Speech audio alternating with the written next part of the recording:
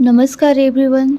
आप सभी का मेरे यूट्यूब चैनल सिया के लड्डू गोपाल में दिल से स्वागत है।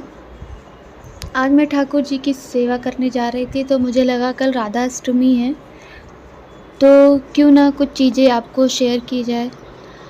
हम कैसे मनाते हैं या फिर किसी को नहीं पता हो तो वो कैसे सरल तरीके से राधा अष्टमी अपने कान्हा जी के साथ, अपने कन्हैया के साथ, अपने लड्डू गोपाल के साथ, आप जिस भी नाम से बुलाते हो, आप कैसे उनके साथ अपना राधा अष्टमी कैसे मना सकते हैं। इसलिए आज इस पे मैं ठाकुर जी के साथ साथ आपको इसके बारे में भी बता रही हूँ। तो राधा अष्टमी बहुत ज़रूरी होता है मनाना। जो भी श्री कृष्ण जन्माष्टमी मनाता है ठीक उसके 15 दिन बाद ही राधा अष्टमी होती है। तो हमें इसे भी खूब धूमधाम से उत्सव की तरह ही मनाना चाहिए। और जन्माष्टमी के बाद राधा अष्टमी न मनाएं तो जन्माष्टमी की पूजा भी पूरी तरीके से पूरी नहीं होती। तो हम बहुत ही साधारण तरीके से अगर कुछ नहीं भी कर पाएँ तो बहुत ही साधारण तरीके से हम अपने ठाकुर जी को सेवा कर सकते हैं। ठाकुर जी के रूप में राधा रानी को भी तैयार कर सकते हैं। इसके लिए कोई ज़रूरी नहीं है कि आपके पास राधा रानी की मूर्ति है, नहीं है, इससे कोई फ़र्क नहीं पड़ता है, क्योंकि जो हमारे बाल गोपाल हैं उसमें ही राधा रानी हैं।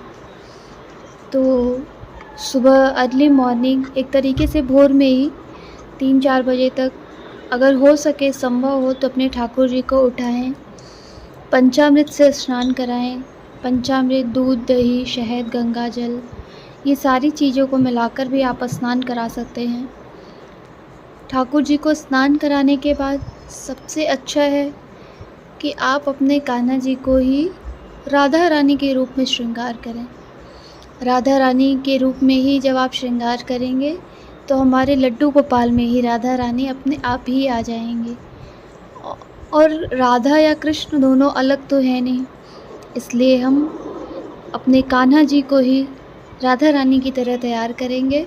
फिर ठाकुर जी में ही राधा रानी का रूप दिखाएंगे। और इसके लिए भी बहुत ज़्यादा ज़रूरी नहीं है कि आपको नई ड्रेस लेनी ही ज़रूरी है। अगर आपके पास नई ड्रेस नहीं भी है तो भी कोई बात नहीं।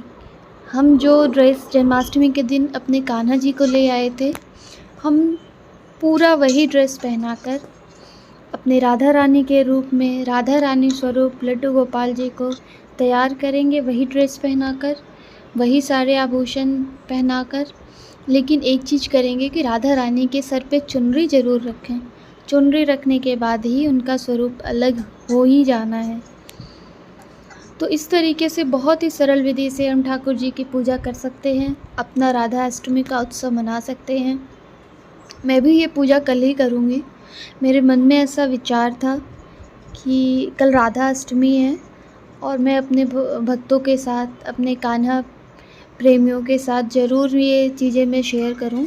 इसलिए मैं आज ठाकुर जी को स्नान कराते कराते, पूजा करते करते मैंने ये आपके साथ शेयर किया है।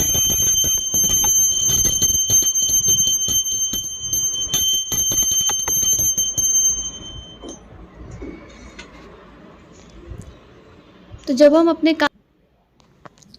अपने कान्हा जी को राधा रूप में संवारते हैं ना, तो एकदम ही वो पूरी तरीके से राधा जी ही लगती हैं।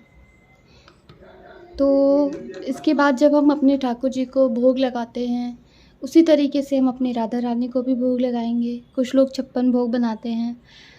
मैं ज़्यादातर राधा रानी का प्रिय भोजन और माखन, मिश्री, ड्राई फ्रूट्स, ये सब जो भी हमारे पास होता है हम अपनी श्रद्धा अनुसार वही राधा अष्टमी पे भोग लगाते हैं। हमारे ठाकुर जी वैसे भी प्रेम के भूखे हैं, उन्हें इससे कोई भी फ़र्क नहीं पड़ता कि हमने क्या चढ़ाया है, क्या नहीं चढ़ाया है।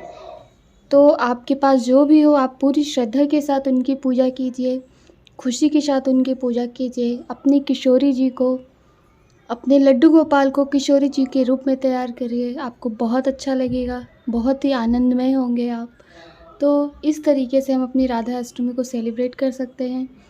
और जो भी इसमें व्रत करना चाहे वो व्रत कर सकता है, लेकिन ये है कि अष्टमी, राधा अष्टमी ज़्यादातर दोपहर के समय ही मनाई जाती है। तो 12 से 1 बजे के बाद आप अपना भोग लगाकर आप अपना फास्ट तोड़ सकते हैं। उसके बाद आप अपनी पूजा संपन्न कर सकते हैं।